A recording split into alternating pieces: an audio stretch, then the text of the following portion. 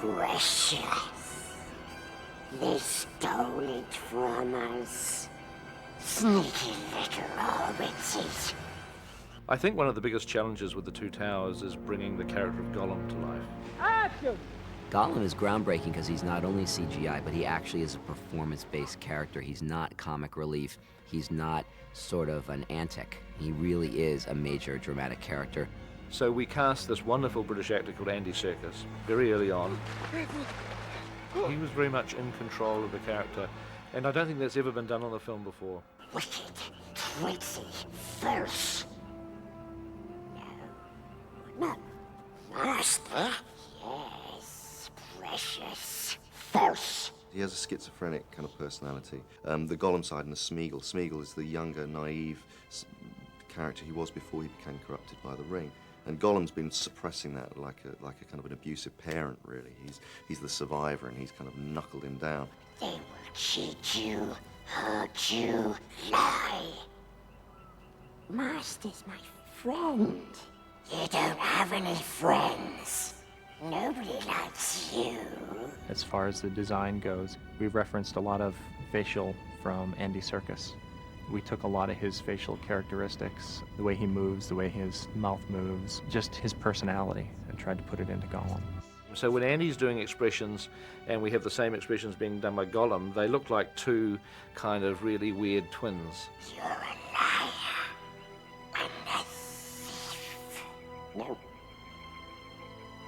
Murderer. And you can see, there's certain things that show up in the Gollum design that we really try to keep. The squareness of Andy's lips, and Andy's very complimentary in saying that it looks like his dad. Bay's studied my face for 2.5 years, poor soul. So Bay, well done. And but he's come up with a whole range of emotional templates for the animators to use. Where would you be without me? Ellen, Ellen, I saved us. It was me. We survived because of me.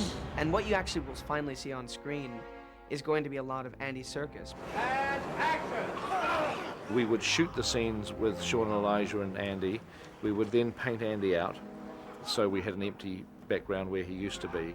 We would then have Andy basically replicate the scene, play the scene a second time, but this time in a very carefully controlled motion capture stage. And he'd basically be recreating his performance with the motion capture suit on.